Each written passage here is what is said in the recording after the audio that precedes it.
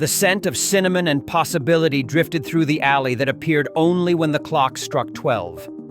Sarah had stumbled upon the narrow passage 3 weeks ago after working a double shift at the hospital.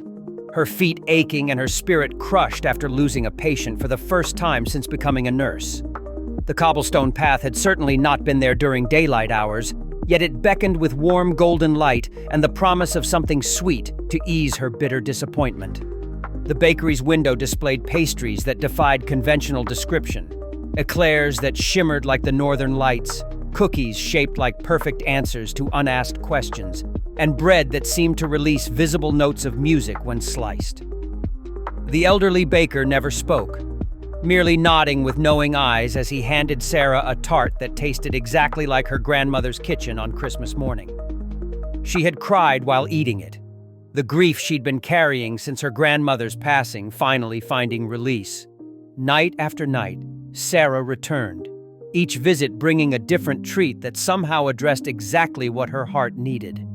There was never a price listed, and the baker refused payment, merely pointing to a wooden sign that read, "The payment is in the sharing." Following these cryptic instructions, Sarah began bringing the mysterious pastries to her patients, watching in amazement as each person received exactly what they needed most. The child with leukemia, who bit into a star-shaped cookie and remembered how to laugh. The elderly man with dementia, who tasted a slice of dark bread and recalled his wedding day with perfect clarity for one precious hour. Each small miracle reinforced Sarah's decision to become a nurse, renewing her purpose when burnout had been lurking dangerously close. As months passed, Sarah noticed the bakery beginning to fade, its edges becoming translucent, the stone path growing fainter with each visit. In a panic, she asked the baker if he was leaving. With his first and only words to her, he replied that he was not leaving. She simply no longer needed him. Confused and distressed, Sarah avoided the alley for a week, throwing herself into her work at the hospital with renewed vigor. When a new nurse joined the staff, overwhelmed and on the verge of quitting after a particularly difficult shift, Sarah found herself baking for the first time since childhood. The cinnamon rolls she created looked ordinary but carried something inexplicable within them.